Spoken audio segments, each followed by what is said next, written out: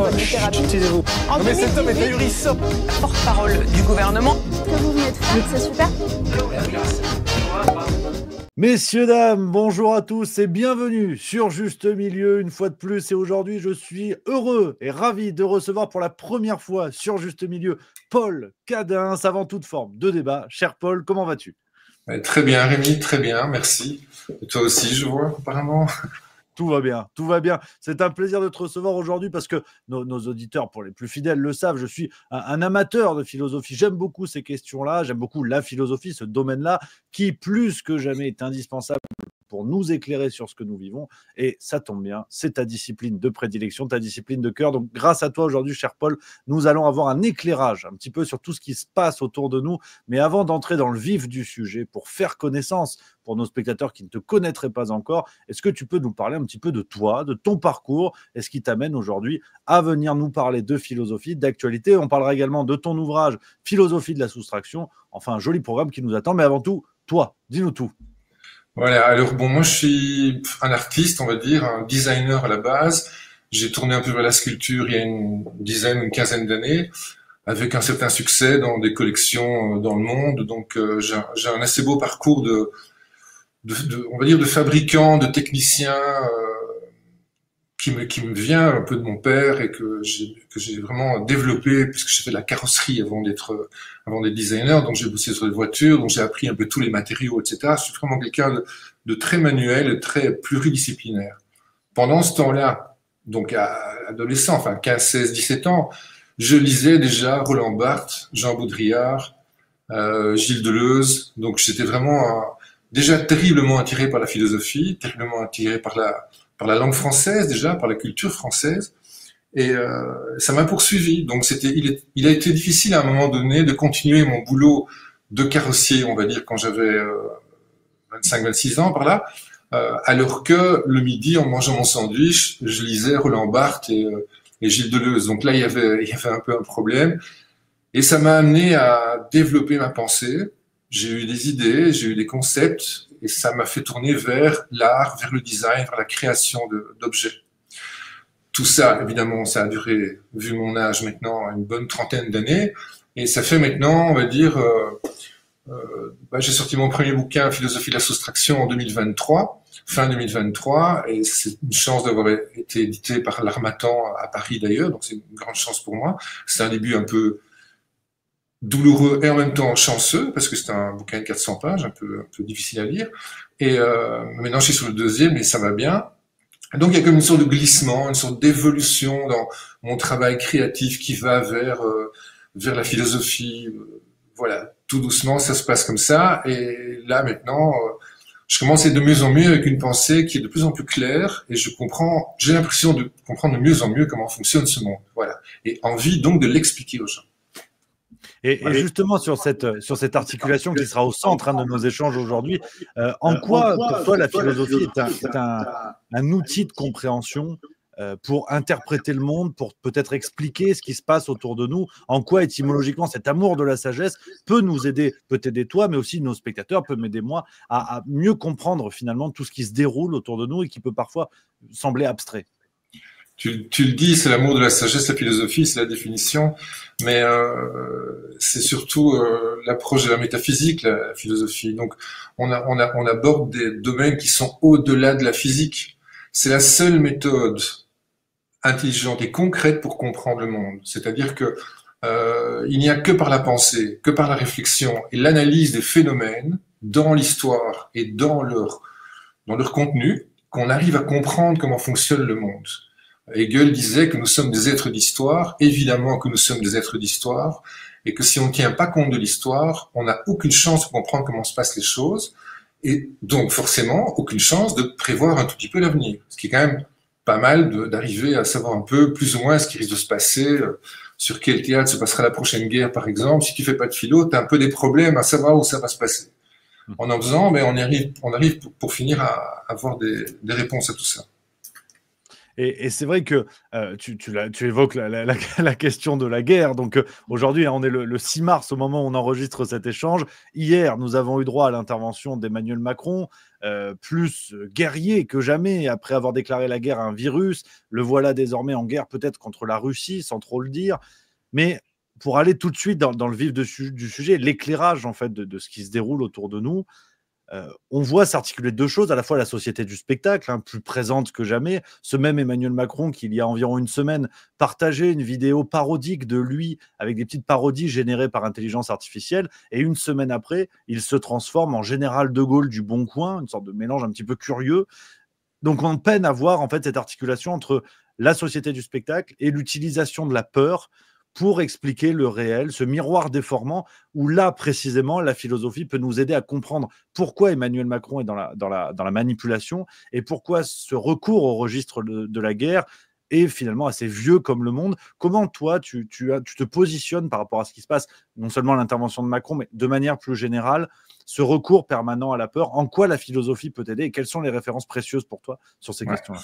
Mais l'histoire de Macron, ou les histoires de Trump, de Zelensky, de tout ce qu'on a vu ces derniers jours, tout ça, évidemment, tu parles de spectacle, c'est un grand spectacle, c'est un grand théâtre. D'ailleurs, cette réunion entre Zelensky et Trump publique sur les chaînes américaines de vendredi ou dimanche, je sais plus quand c'était, c'est tout à fait, je veux dire, trivial. Je veux dire, c'est vulgaire. Ça n'aurait jamais dû être fait en public, selon moi.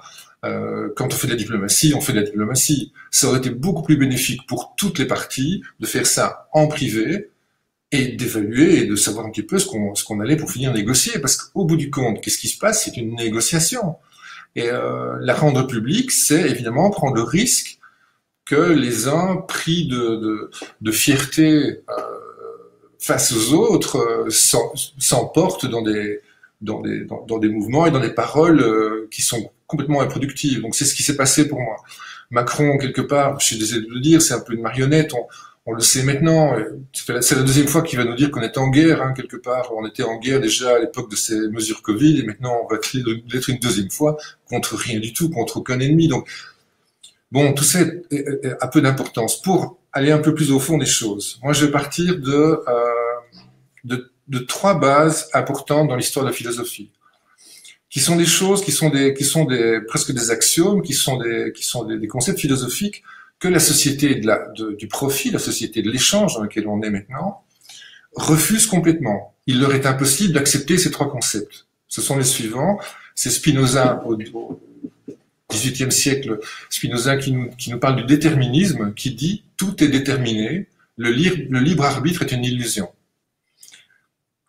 Il veut dire par là que chaque action de chacun, à chaque moment, n'est pas délibérée, n'est pas réfléchie, n'est pas personnelle, mais est le résultat, est une réaction par rapport à d'autres actions qui se sont passées. À partir de ce moment-là, si on comprend ce concept un peu compliqué du déterminisme, on se dit, bon, c'est pas un fatalisme, c'est un déterminisme. C'est-à-dire que les choses vont arriver parce qu'elles sont pré-mâchées, elles sont fabriquées par d'autres actions. Et donc voilà comment les choses vont se dérouler. Elles vont se dérouler de toute manière. À ce moment-là, les personnes qui gèrent tout ça, quelque part, ont de moins en moins d'importance. Quelque part, ce sont des pions. Quelque part, qu'ils soient là ou que ce soit d'autres, qu'est-ce que ça change? Ça change rien, puisque le déterminisme est là et avance comme un rouleau compresseur et va dérouler son histoire. Et c'est ce qui se passe. Donc ça, c'est le déterminisme, première chose. Deuxièmement, c'est Hegel qui nous dit au XIXe siècle, le vrai est dans le tout. Le vrai est dans le tout du monde. C'est-à-dire que Hegel, philosophe de la totalité, ne peut pas imaginer des choses isolées, des événements particuliers. Il doit mettre tout en perspective avec l'ensemble du monde et de l'univers. Ça, c'est Hegel. Il dit aussi le vrai dans tout du monde, et il dit ne pas tenir compte de tout, c'est ne tenir compte de rien.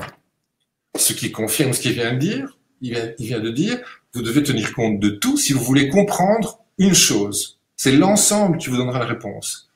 Pour ça que sa philosophie est extrêmement complexe, évidemment, mais le vrai est dans cette voie-là, pour moi aussi. Et le troisième, c'est Karl Marx, évidemment. Je suis pas spécialement marxien, mais quand même, il faut quand même reconnaître que le troisième concept important, c'est la lutte des classes. Donc, on est dans un monde de la lutte des classes, et elle a pris le dessus. C'est-à-dire que la marchandise, l'argent, l'enrichissement, la propriété est la seule et unique religion mondiale. C'est la religion qui se trouve au-dessus de toutes les autres. C'est elle qui domine complètement. Donc, maintenant, si je peux expliquer en vitesse, j'embraye vite sur Marx, justement, en expliquant un concept extrêmement important dans lequel personne ne veut croire non plus. Pourtant, il a été écrit en 1850 dans Le Capital, livre 1, chapitre 15, section 4, voilà. C'est la baisse du taux de profit. Donc, il explique, je vais essayer de le faire vraiment simplement, personne n'y croira, tout le monde en a déjà un peu entendu parler, mais personne n'y croit vraiment, et pourtant, c'est la clé de compréhension de la totalité des choses. Les machines, dans l'industrie, les machines, dès qu'elles sont arrivées, ont provoqué une baisse des bénéfices de toute l'industrie. Quand la machine a remplacé l'homme en grande partie, on va dire à 2/3, elle a provoqué une baisse de bénéfices de l'industrie. Non seulement ils ont licencié du personnel, ça c'est évident, mais en même temps c'est bien parce qu'il y avait moins d'enfants et de femmes qui travaillaient peut-être, et sûrement moins longtemps la journée, mais en attendant, la machine ne produit aucune plus-value. La machine-outil ne produit pas de plus-value, elle ne produit que la plus-value qu'il était nécessaire en la fabriquant. Elle ne fait que s'user quand elle est neuve, et elle ne vaudra presque rien quand elle sera usée. Donc, c'est assez complexe, mais elle n'apporte aucune valeur ajoutée à la marchandise en question. Elle ne fait qu'une chose, c'est accélérer la production. Et l'accélération de la production provoque quoi? Provoque une concurrence et provoque une saturation des marchés. C'est-à-dire qu'on doit produire de plus en plus d'objets dans le monde pour conserver les marges bénéficiaires qu'on avait avant les machines. Il prend plein d'exemples sur l'industrie textile en Angleterre, par exemple, au 19e siècle, et c'est vraiment frappant avec des chiffres, avec des usines qui avaient autant de milliers d'ouvriers, et puis qui ont licencié 700 ouvriers sur 1000, et ils ont rajouté par des machines. Eh bien, ils ont produit plus, le chiffre a augmenté, le bénéfice a diminué. Et c'est ça qui se passe, en fait. Et c'est inéluctable. Et tant qu'on est dans un monde géré par les machines de l'industrie, ça va continuer à descendre. Et l'industrie est l'activité qui domine le monde de la finance. Sans industrie, il n'y a plus rien. Donc, si tu veux, c'est ça, la clé, en fait, elle est là. Et donc, quand on comprend ça, on comprend tout. C'est-à-dire que on comprend, tout s'explique. C'est-à-dire que, en effet, je vais faire vite. En effet, on doit consommer plus, donc il faut plus de quantité de produits, il faut diversifier les produits, il faut nous obliger à les acheter, nous obliger à les détruire de plus en plus vite et à en racheter de nouveau, etc., etc. Et cette industrie qui doit accélérer son rythme, qui va vers sa perte, elle crée toute une série de concurrence. L'usine d'à côté va acheter une machine un peu plus récente, qui va lui permettre de produire encore un peu plus vite, produire encore un peu moins cher, et donc réduire encore un peu plus le bénéfice, mais dans la quantité, ils vont se rattraper. Oui, mais alors il y en a un autre, un troisième qui va arriver, etc., etc., etc. Et voilà ce qui se passe. Alors les camions cargo déboulent dans tous les ports et traversent les océans, et de plus en plus et de plus en plus vite, mais il n'y a pas assez de clients pour consommer tout ça. Alors, on va obliger les clients à consommer autre chose. Voitures électriques, panneaux solaires, etc., etc., etc. Voilà, j'étais vite, j'espère. Non, c'était très intéressant. Et justement, pour creuser sur cette question du marxisme, parce que tu l'as dit, on a créé une forme de détestation du marxisme, où on explique aujourd'hui, en gros, il n'y a plus que quelques zadistes dégénérés pour croire aux théories de Marx. Et on explique que le marxisme est détestable par nature, dans la mesure où il a causé les millions de morts liés au communisme. Sauf que personne ne va au bout de la réflexion en disant, peut-on aujourd'hui mesurer le nombre de morts liés au capitalisme? Parce que là, malheureusement, il y a un match sordide, mais il y a match. Ouais. Donc, c'est vrai que cette détestation du marxisme nous empêche de regarder les notions. Je ne dis pas d'être d'accord ou de les accepter aveuglément, mais au moins de les regarder. Tu as parlé de lutte des classes, et j'ai l'impression que dans les discours qui s'installent de manière très contemporaine, on parlait de Macron tout à l'heure, qu'on est un exemple criant, il y a ce diviser pour mieux régner permanent, où on va diviser les gens entre musulmans, juifs, blancs, noirs, femmes, transgenres, je ne sais quoi, de sorte à créer des sous-groupes de citoyens, à créer des citoyens de plus en plus isolés, pour que, à mon avis, et c'est la lecture que je fais, et je suis curieux d'avoir ton avis là-dessus, de sorte à créer des îlots de citoyens qui vont se battre entre eux, qui vont envier les avantages des fonctionnaires, les avantages des migrants, je ne sais quoi, de sorte à ce que ces citoyens-là, à un moment donné, ne regardent pas vers le haut, à comprendre que finalement la lutte des classes est plus actuelle que jamais et que quand on prend la période Covid, par exemple, nombre de pays se sont endettés comme jamais, la France en premier lieu, et par contre, les dividendes, par exemple, du CAC 40 ont battu des records. Donc, les riches se sont enrichis, les pauvres se sont appauvris. On est dans une illustration contemporaine de la lutte des classes. Pourtant, on nous interdit de la constater. Quel regard portes-tu sur cette question-là, cette petite analyse que je tente de faire? Est-ce que ça te semble juste ou pas à la lecture de ce que tu dis là? Oui, mais tout est assez simple en fait. Hein. En gros, on va se mettre à la place de la société du profit, on va l'appeler comme ça. La société du profit, donc de l'échange, a intérêt à vendre de plus en plus à de plus en plus de gens, de plus en plus souvent. Ça c'est la base. À partir de là, tout s'explique en fait. Hein. À partir de là, on explique très bien que la société du profit ne s'intéresse pas à la philosophie, parce qu'elle n'a pas envie que tout le monde se mette à réfléchir et à comprendre comment fonctionne le système, évidemment. On préfère vendre à des idiots qu'à des génies. C'est clair que ça marchera mieux. Donc il faut avilir les gens, il faut les soumettre. On est dans l'instrumentalisation de l'ignorance et non pas dans l'apprentissage de la connaissance de nos jours. Donc tout ce qui est, je suis très étonné, cette histoire de chaîne C8 qui était fermée là. Pourtant, on était à fond là dans l'éducation ou la contre-éducation de l'ignorance et on supprime ce bel outil en fait. Enfin, j'ai pas tellement bien compris. Soit, enfin, c'est une des erreurs du système. Mais sinon, oui, cette lutte des classes, évidemment, elle est de plus en plus âpre et c'est l'intérêt de la société du profit. Il y a un autre intérêt. Tu as vaguement abordé les religions. Moi, je vais pas parler de religion aujourd'hui, mais évidemment que détruire l'Église, c'est un des objectifs parce que les croyants, les fidèles sont quelque part pas de très bons consommateurs et ils ont une foi un peu trop importante en un Dieu, qu'il soit musulman, qu'il soit chrétien, peu importe. Ils ont une foi un peu trop importante en un Dieu qui les empêche d'avoir une confiance suffisante dans leur chef. Donc le chef préférera toujours être lui-même une sorte de Dieu et d'être déifié, hein, plutôt que d'avoir un Dieu au-dessus de lui. Ça, c'est une évidence. Et détruire l'Église, évidemment, ça fait les affaires du commerce, des affaires, tout simplement. Donc, il y a une déification de l'individu aujourd'hui. Donc, chacun, on le voit très bien sur les réseaux sociaux, chacun donne son avis sur n'importe quoi, à n'importe quel moment, autant de fois qu'il veut. C'était pas vrai il y a 20 ans. Et donc cette déification, cette espèce de chacun a ses goûts, chacun a ses dégoûts, on doit respecter la vie de chacun, etc.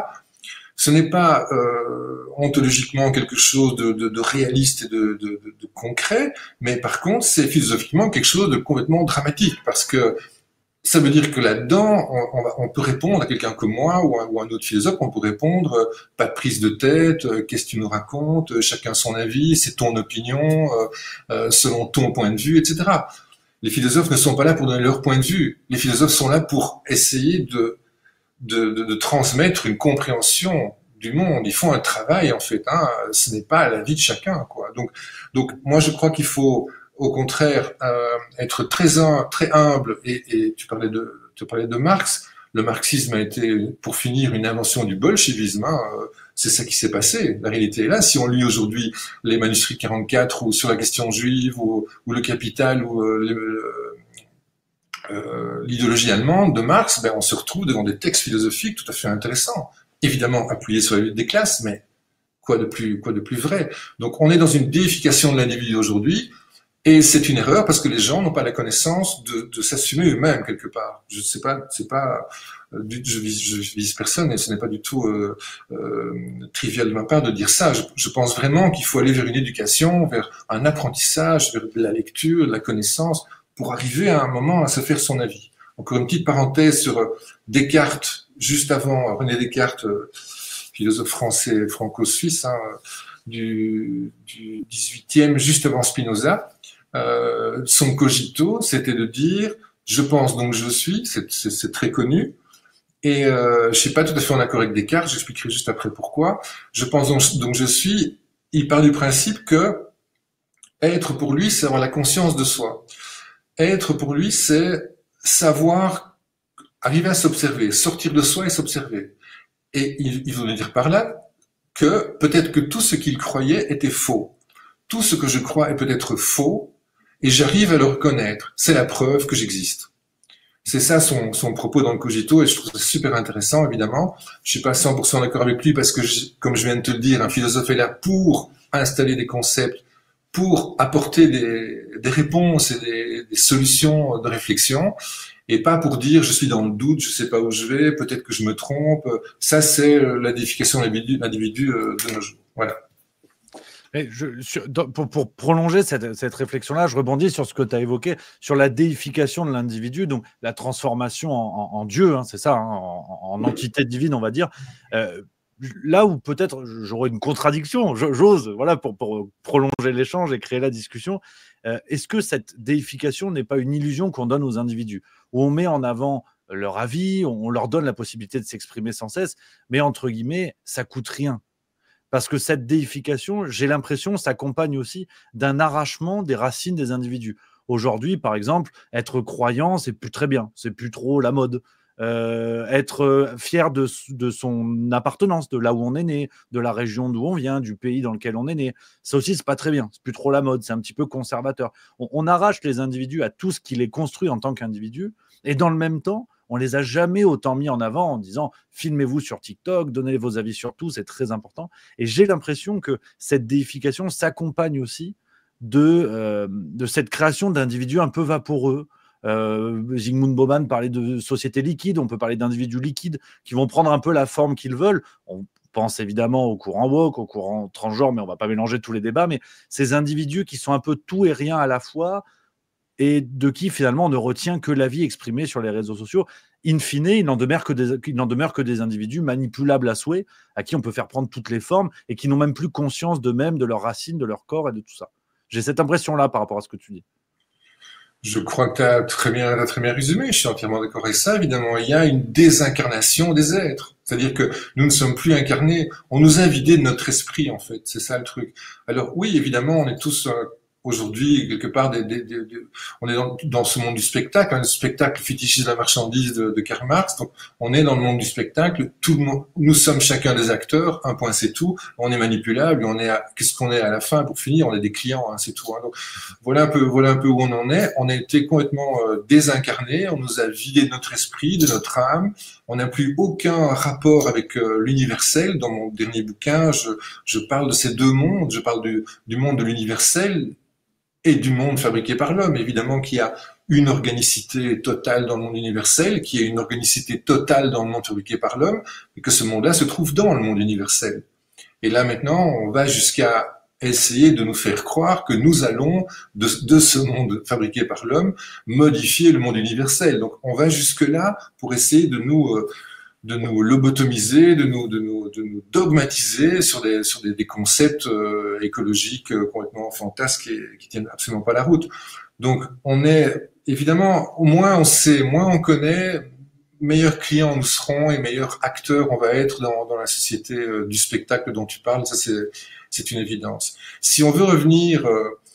si tu veux, je peux revenir au néolithique en 2 minutes, ça va aller assez vite pour expliquer un peu comment tout ça a démarré et où on se retrouve aujourd'hui. Il y a un fil comme ça qui est terrible. Donc, révolution néolithique, donc il y a 12 000 ans, l'homme chasse, pêche, etc. Et il parvient à chasser et pêcher un peu plus que sa propre consommation et celle de sa famille. Donc, il arrive à faire des stocks. C'est le début des stocks à ce moment-là. Qu'est-ce qu'il va faire des stocks? Il va les entreposer dans le grenier d'abondance et il va peut-être intéresser un voisin, un ami et il va peut-être lui donner une partie de ce qu'il a pêché, chassé, de ses peaux, de ses pierres, etc. L'un sera un peu plus débrouillard qu'un autre, il va travailler un peu mieux, il va chasser un peu mieux, il aura de plus belles proies, etc. Un autre aura moins et donc il sera dans le besoin et la lutte des classes a commencé à ce moment-là. Donc déjà, il y a 12 000 ans, la lutte des classes a commencé avec les stocks. Ça, c'est la première chose. Et puis, on se retrouve, mettons, Babylone, Mésopotamie, 3000 avant Jésus-Christ, en plein Moyen-Orient. Et là, on se retrouve avec l'échange, le troc, et qui a commencé en fait par, c'est très important, qui a commencé par le mensonge, par la promesse, par la dette en fait.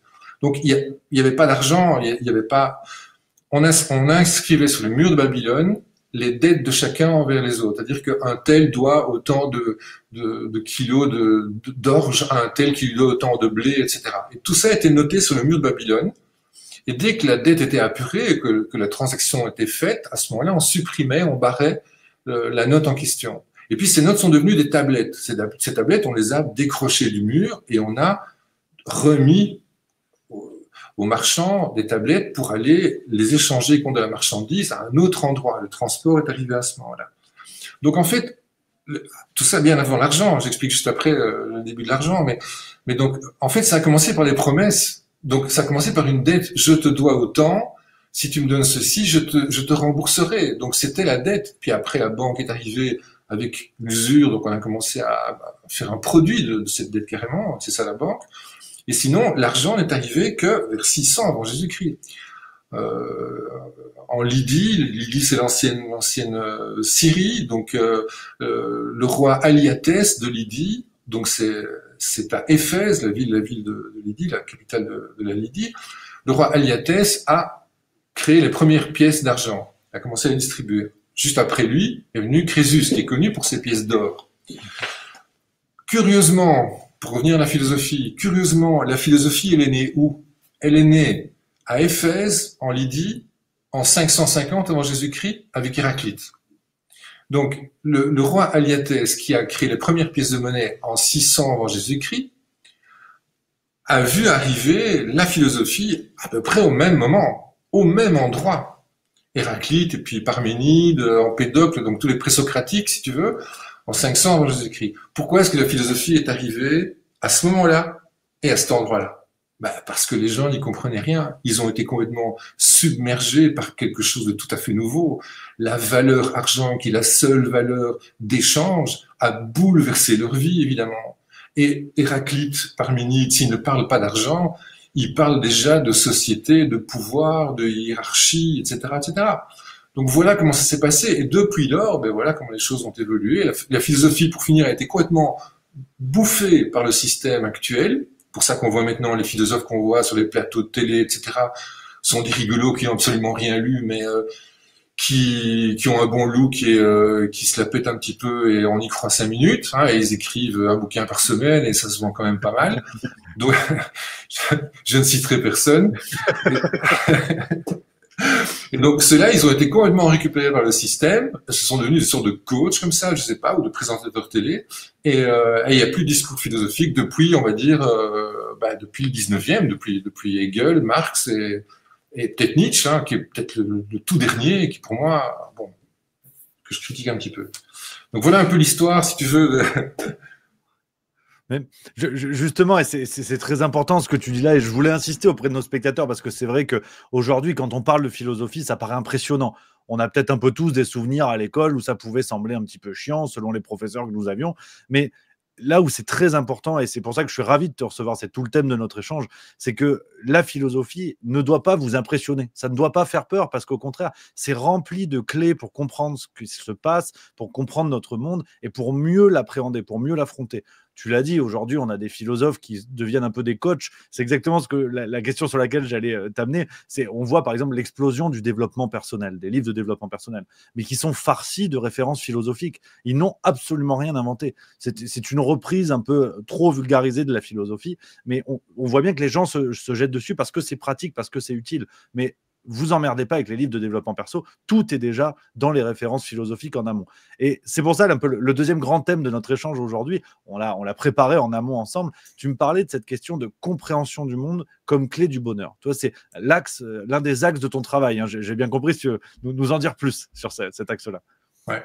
Donc, écoute, c'est très simple. Toi, t'es un peu dans l'humour, hein. Tu as l'humour, tu fais des spectacles, ça c'est tout à fait intéressant. Moi, je suis quelqu'un qui adore l'humour aussi. Je suis un grand fan de Dieudonné depuis longtemps et j'ai suivi toute son histoire, etc. Donc voilà, moi je suis comme toi. J'estime que l'humour, il y a une intelligence profonde et naturelle dans l'humour, et en tout cas quand l'humour est bien fait, il est intelligent et profond. C'est vraiment ce que je crois. Et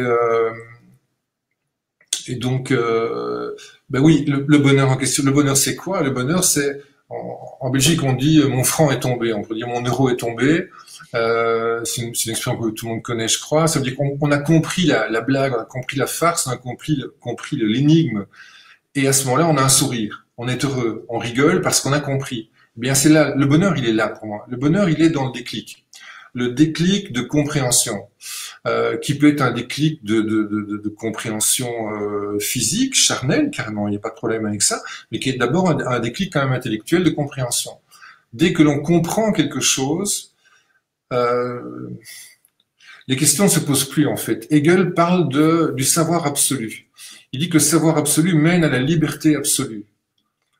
Le savoir absolu, c'est ne plus devoir chercher, c'est ne plus avoir des doutes, ne plus avoir des choses que l'on ne comprend pas. C'est tout comprendre et tout de suite. Et ça mène à la liberté absolue, puisque la liberté qui n'est pas absolue, c'est la liberté qui obéit encore à toute une série de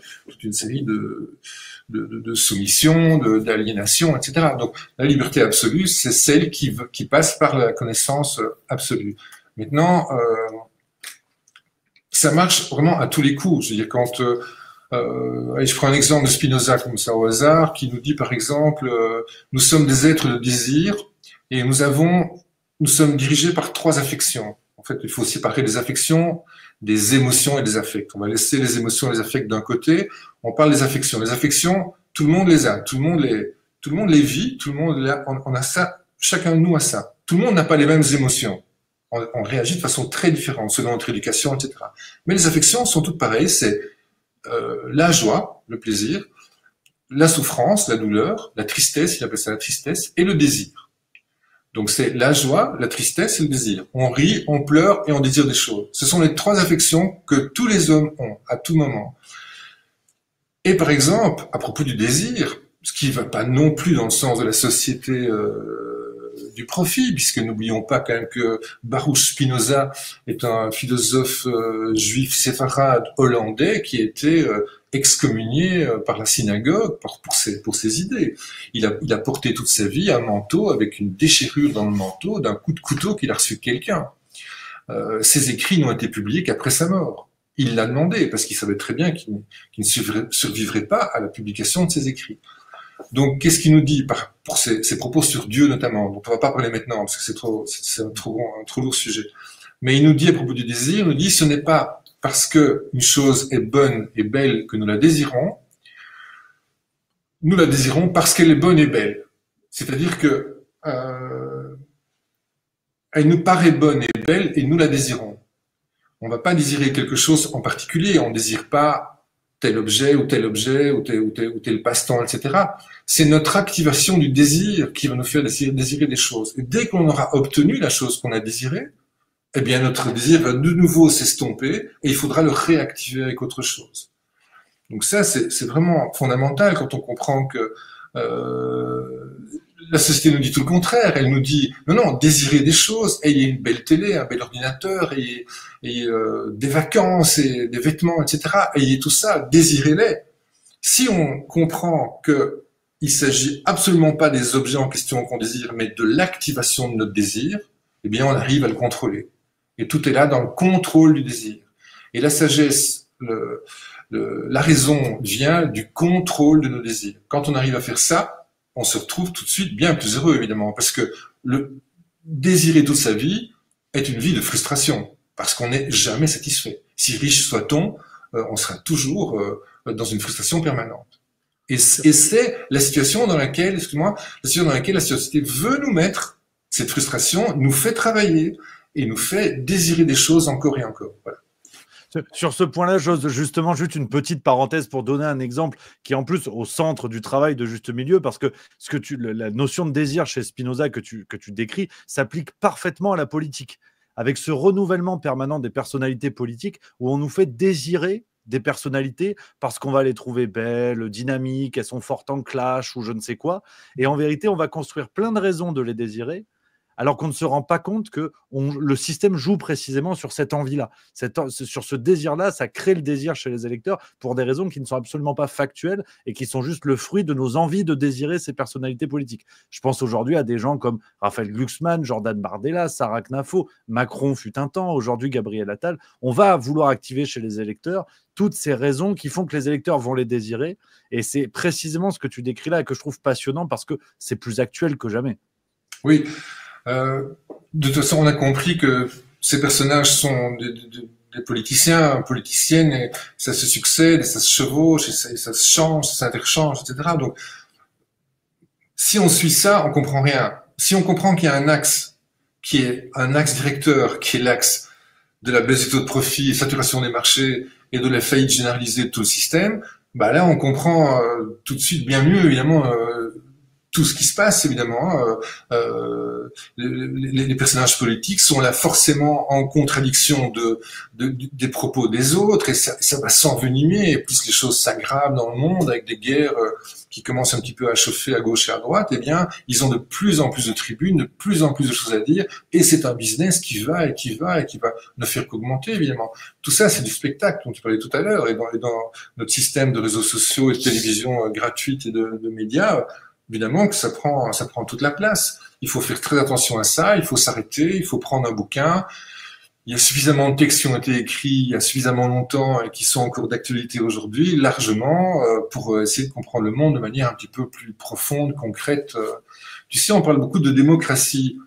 Et c'est scandé par tous ces chefs, je veux dire, ces petits chefs de l'Union européenne. Moi, j'habite à Bruxelles et je peux dire que je la connais bien, l'Union européenne, et c'est vraiment une catastrophe. Mais donc, on parle beaucoup de démocratie, on dit nos démocraties, nos démocraties. Moi, chaque fois, je dois rire parce qu'en fait, l'histoire, personne ne la connaît, ou je sais pas ce que font les gens de leur journée, mais personne ne connaît l'histoire de la démocratie. D'où vient le mot démocratie? Alors, tu vas avoir un Étienne Chouard qui va nous dire que Demos Kratos, c'est le pouvoir du peuple, mais en fait, il sait pas d'où vient le mot démos, ou alors le sait-il? Je lui laisse le bénéfice du doute, évidemment. Hein. Donc, le démos, en fait, qui représente le peuple, c'est au départ, en Grèce, dans l'Antiquité, une unité de mesure, qui vient de 10, démos 10.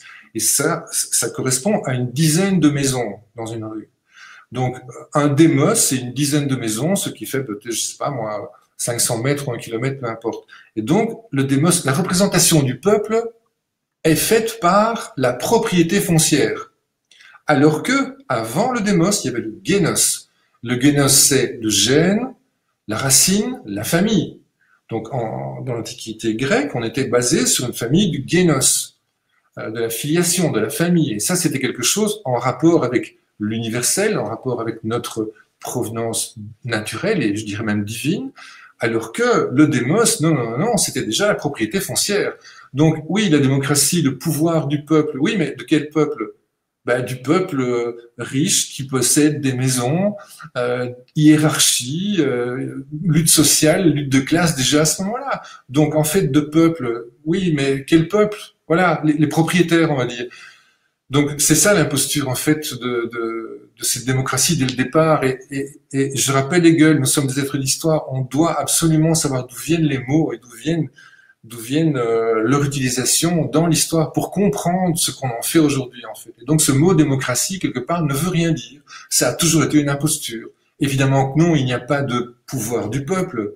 Évidemment que non. Oui, une fois tous les 2 ans, 3 ans, dès qu'on va voter, et on vient de se retrouver pendant 7 mois sans gouvernement en Belgique, à Bruxelles, après, on a voté au mois de juin, on est en mars, on n'a toujours pas de gouvernement bruxellois. Donc, voilà, ça ne fonctionne évidemment pas, le peuple n'a évidemment rien à dire, et on va dire que les chefs se partagent le gâteau. En gros, c'est ça qui se passe. Alors, moi, je bois tes paroles, hein. Comme une bonne bière belge, je me régale. J'ignorais ce que tu viens de dire, donc j'apprends plein de choses. Je suis vraiment ravi, encore plus de te recevoir. Et donc, c'est un plaisir sur cette notion-là de démocratie. Mais de fait, quel est pour toi peut-être le terme qui semble un peu plus juste au vu de notre situation? Parce qu'on entend beaucoup d'intervenants qui multiplient les termes. Alors, on ne sait plus trop finalement comment on pourrait qualifier assez justement, sans être dans la vérité. On a la recherche de la vérité, mais quel est le terme qui pour toi s'appliquerait le plus à la société occidentale dans laquelle nous vivons, si on parle de la France, de la Belgique, d'un pays européen? on est dans une soumission à la marchandise, donc il faut absolument en sortir. Il n'y a que ça, en fait. On est dans une dépendance de l'argent. Et tout a été réifié. Donc la réification, c'est tout transformer en objet, en marchandise. C'est ça qui s'est passé. Maintenant, la réification, elle touche l'ensemble de la planète, je veux dire même l'air qu'on respire. C'est évidemment une catastrophe. Il faudrait rentrer en révolution, je dirais, pour pouvoir avoir une chance de sortir de tout ça. Je ne sais pas comment vous allez faire avec Macron encore 2 ans. On espère que tout se passe bien dans le monde et qu'il n'ait pas trop à intervenir et qu'il s'arrête simplement à se déguiser un peu de temps en temps et qu'il fasse un peu le mariole à la télé. Mais c'est un peu tout ce qu'on lui souhaite parce que il peut appuyer sur le bouton s'il veut aussi. Il y a un réel danger à ce moment-là, quoi. Donc, je peux pas donner de définition. Moi, ce que je souhaite, si tu veux, mon idée pour sortir de tout ça, c'est précipiter le système capitaliste, on va dire, carrément aux oubliettes. C'est-à-dire qu'il faudrait aller vers sa destruction. Pour ça, dans mon bouquin Philo de la soustraction, j'en parle. Je dis consommer moins, avoir moins, pour être plus, pour être meilleur, pour vivre mieux, en fait. Hein. Donc je crois que si on laisse aller le système du profit à sa perte, il va crouler tout seul. Et moi, c'est ça que je souhaite, évidemment. Et au plus vite ça se passera, au mieux, puisqu'après ça, il faudra évidemment reconstruire. Quand l'industrie allemande automobile va vraiment se casser la figure, et c'est pour bientôt, déjà Audi vient de fermer une usine ici à Bruxelles, 3000 personnes au chômage, donc les personnes ne font rien. Et pendant ce temps-là, le maire de Forêt, la commune où se trouve Audi, se filme en train de célébrer un mariage homosexuel dans sa commune. Le lendemain, on a vu ça hier soir à la télé, donc je veux dire, ils sont fous, ils s'en foutent complètement de la vie des gens, quoi. Donc il y a à laisser aller complet. Donc évidemment que l'industrie automobile va se casser la figure, mais que ça s'accélère, il y aura moins de morts, il y aura moins de gens malheureux si ça va vite que si ça dure encore longtemps. Et apparemment, ils veulent que ça dure et que ça n'en finisse pas de durer. On le voit maintenant avec von der Leyen qui veut maintenant faire payer 800 milliards d'euros à tous les États membres pour se réarmer. Il s'agit de quoi? Il s'agit d'aller signer des accords avec l'industrie américaine, l'armement, et envoyer des SMS à je sais qui pour faire les affaires. C'est ça qui va se passer. Elle recommence en fait. Hein. Donc non, il faut que ça s'accélère. Il faut que de plus en plus de gens n'y croient plus et qu'on laisse crouler cette marchandise, que les gens arrêtent de partir en vacances, par exemple, arrêtent de prendre l'avion. Et les choses s'arrangeront déjà très très vite. Hein. Si quelques compagnies d'aviation font faillite, ça va aller très rapidement. Si on arrête de rouler en voiture, si on arrête d'acheter des voitures électriques, ça va aussi aller très vite. Donc tout ça tient à un fil en fait. Hein. Donc moi je vais pas parler il n'y a pas d'appellation. On n'est pas en dictature, on n'est pas en démocratie. La démocratie est une imposture. La dictature, qu'est-ce que ça veut dire encore aujourd'hui? Ça ne veut absolument rien dire. Une sorte de néolibéralisme, c'est un libéralisme débridé qui ressemble à rien en fait, une espèce de consommation forcée comme ça. Voilà, et justement, ça nous emmène à la question peut-être la plus complexe par rapport à ces sujets-là, parce que pour reprendre la bonne blague de Coluche, le capitalisme, c'est l'exploitation de l'homme par l'homme, le communisme, c'est l'inverse. Si nos sociétés capitalistes en arrivent à se péter la gueule, qu'est-ce qu'il y a derrière? Est-ce que c'est une sorte d'horizon indépassable ou est-ce qu'on peut imaginer un système économique qui aurait une bonne tenue, qui pourrait remplacer le capitalisme actuel? Parce qu'on a quand même cette impression que ce qu'on appelle le capitalisme a dans son ADN des germes qui rappellent beaucoup plus le communisme.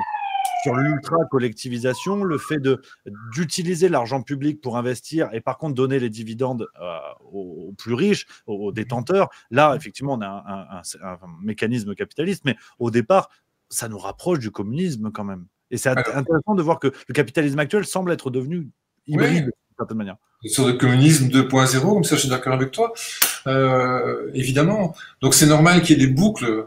Moi je considère l'histoire du monde, dans mon livre j'en parle, l'histoire du monde est une hola. C'est la hola, voilà, c'est une sorte de vague, comme ça il y a le creux de la vague, et puis il y a le haut de la vague, et puis de temps en temps elle s'éclate sur le rocher. Donc c'est un peu ça qui se passe, mais il y a une autre vague derrière. Donc tout ça se suit, c'est l'organicité du monde en fait dont parle Spinoza qui est la règle. Donc je crois qu'il faut retrouver son identité, son esprit, c'est extrêmement important. Il faut s'éloigner de ce monde de la consommation Et moi, j'ai un peu les clés pour en sortir, si tu veux. Moi, je propose qu'on devienne un peu chacun des hommes à tout faire, des hommes et des femmes, pour rester un peu évidemment inclusif, des hommes et des femmes à tout faire pour avoir moins besoin de cette société. On est de plus en plus dans la spécialisation. C'est normal, tout est segmenté parce que il n'y a pas assez d'activités, il en faut plus, il faut plus de personnes qui fassent plus de métiers. Donc il faut la division du travail de Engels à l'époque de Marx. Ben, c'est ça, au départ, il y a un chaudronnier, ferronnier qui en même temps est le fermier qui fabrique des charrues dans la communauté. Et puis alors la génération suivante, eh ben, le fermier c'est quelqu'un, le chaudronnier c'est quelqu'un d'autre, puis le ferronnier c'est encore un troisième, etc. Et puis il y a le cordonnier, il y a des gens qui font des vêtements, etc. C'est la division du travail. Donc cette division du travail, elle est aujourd'hui terrifiante parce que de plus en plus les activités sont extrêmement précises. Qu'est-ce que ça provoque? Ça provoque une sorte d'incapacité des gens à faire autre chose que leur petite spécialité, si tu veux. Moi, je suis pour l'homme orchestre, l'homme à tout faire, celui qui sait planter un clou, visser une vis, jouer d'un instrument de musique, peut-être faire un peu de peinture, s'intéresser aux animaux, aller à la campagne, faire du sport et lire la philosophie. Donc là, si on arrive à être des sortes d'hommes orchestres comme ça, où c'est un petit peu, excuse-moi, ce que je suis devenu, hein, je parle de mon exemple en fait, hein, je m'intéresse beaucoup aux chevaux, j'ai un cheval, j'adore ce contact avec la nature, j'ai appris énormément avec ces animaux sauvages, je suis comme tu sais artiste et en même temps très manuel et voilà, donc je suis autonome en gros, hein, les stoïciens nous disaient déjà, suffis-toi à toi-même, il faut se suffire à soi-même. Et dans la société d'aujourd'hui, on ne se suffit évidemment pas à soi-même. Le dentiste qui sort de son cabinet dentaire, bah, il doit prendre sa voiture électrique, il doit appeler un plombier, il doit appeler une agence immobilière, il doit appeler un assureur, il doit appeler un comptable. Il peut rien faire tout seul en fait. Et puis ces journées sont tellement remplies déjà qu'il n'a plus le temps de faire autre chose. Donc ces gens-là, dans la spécialité, ont beaucoup moins de chances d'en sortir que ceux qui sont libres de faire ce qu'ils veulent et surtout curieux et avides d'apprendre et d'apprendre de nouvelles choses. Je suis pour l'apprentissage. Il faut retrouver l'apprentissage, il faut apprendre des choses. Si on a 2 heures par jour, 1 heure par jour ou 2 heures par semaine, apprenez quelque chose, allez apprendre le travail du bois, le travail du tissu, apprenez à découper du verre, apprenez, je sais pas, la coiffure, n'importe quoi, mais apprenez quelque chose et la vie va changer. En soi, vraiment, l'application concrète de l'indépendance. On parle beaucoup de ça, on parle même de questions de souveraineté. La souveraineté commence aussi par la souveraineté individuelle, à travers l'apprentissage et la capacité à faire nous-mêmes ce qu'on peut ne pas déléguer, si j'ose dire. Donc, effectivement, ce qui retrouve le discours de nos amis stoïciens, évidemment. Et tout ça, donc, on comprend plus aisément le nom de ton premier ouvrage, Philosophie de la soustraction, sorti en 2003. Est-ce que tu peux nous en parler en attendant le prochain? Voilà, en 2023, parce que 2023, en attendant le prochain, est-ce que tu peux nous parler de cet ouvrage-là, Philosophie de la soustraction? La couverture s'affiche à l'écran, évidemment, au moment où je te parle. Je vais le prendre. Et elle est là en plus, voilà, magnifique. Ouais. Voilà, donc édition L'Harmattan, Les Impliqués en 2023, c'est quand même une brique. Il y a un glossaire super fourni avec pas mal de vocabulaire. Je vais prendre, c'est une sorte de chronique générale un peu du monde, de l'histoire du monde. Mais je voudrais revenir un petit instant à ce que tu disais à propos de l'occupation des gens, etc. N'oublions pas que la civilisation a à peu près 2500 ans. Que l'homme est sur Terre depuis 2,5 millions d'années. Donc, il a vécu en communauté pendant toute l'ère paléolithique. J'en parle aussi un petit peu. On se tapait bien un peu sur la gueule, il n'y a pas de problème là-dessus, mais il n'y avait pas de grandes guerres, de grands génocides, il n'y avait pas d'armes, il n'y avait pas de moyens de faire des grandes guerres. Donc, on va dire que l'homme a vécu en communauté pendant 2,5 millions d'années quand même. Hein. Et puis, révolution néolithique, il y a 12 000 ans, et puis là, il a commencé à produire un peu, à ramasser des trucs par terre, à fabriquer des silex et à faire des bouts de bois et des armes. Et là, c'est parti en flèche. Et en 12 000 ans, ben, on en est là aujourd'hui, quasi avec des guerres mondiales à tous les coins de rue, quoi. Donc, voilà où on en est. Philo de la soustraction, on parle un peu de tout ça, et j'essaie de prendre toute une série d'exemples. Je parle beaucoup de musique parce que je connais bien la musique classique essentiellement. Je parle par exemple du besoin. Et ça colle parfaitement à ce qu'on est en train de dire maintenant, ça colle parfaitement au désir de Spinoza. Donc pour moi, le besoin est un concept. L'homme a quelques besoins en gros, hein, manger, dormir, se vêtir et éventuellement faire des enfants. Ça, ce sont ses besoins.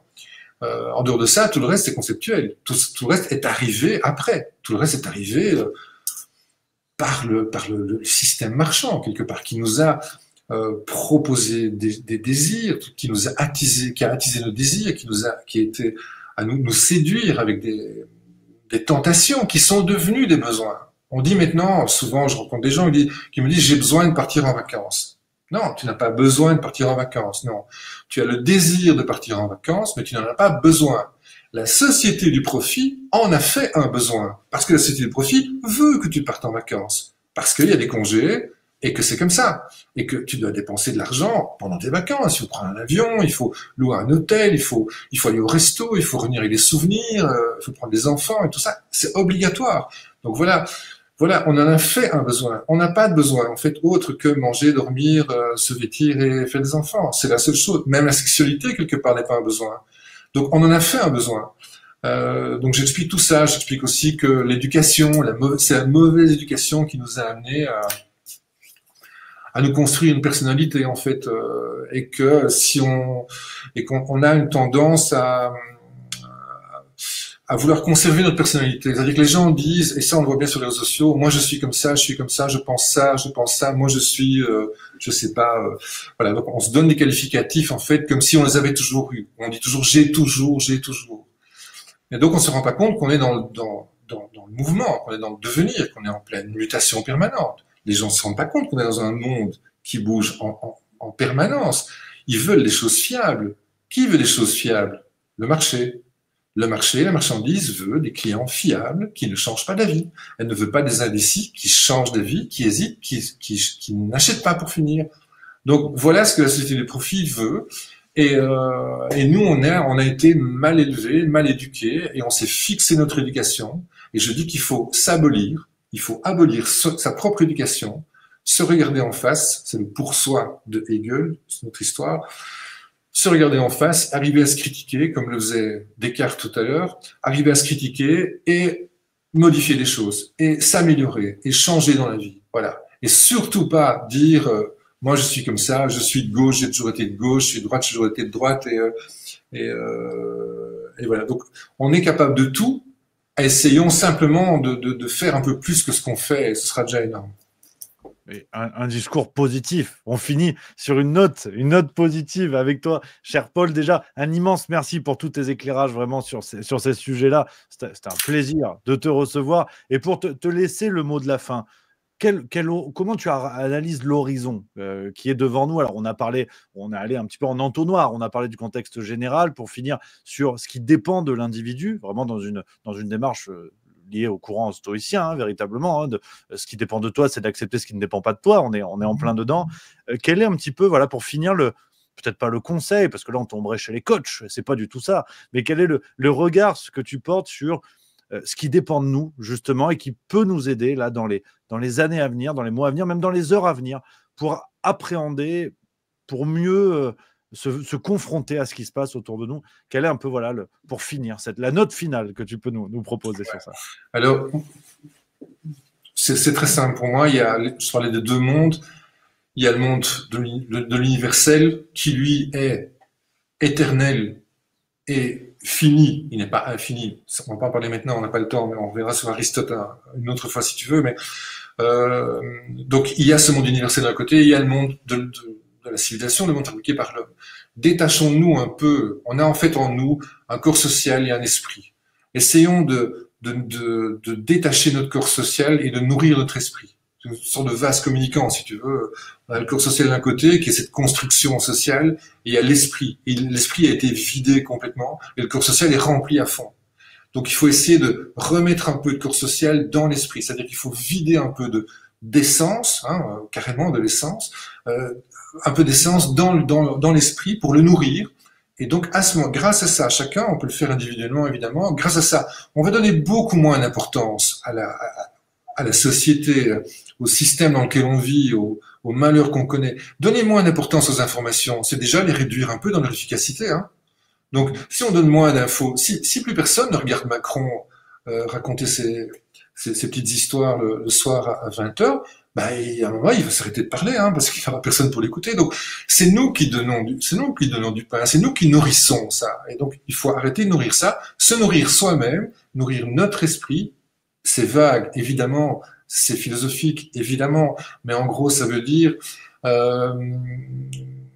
qu'est-ce qu'on est capable de faire au-delà de nous? Qu'est-ce qui peut nous dépasser? Qu'est-ce qu'on est capable de créer? Par exemple, toi, tu as ta chaîne, tu fais des interviews, etc.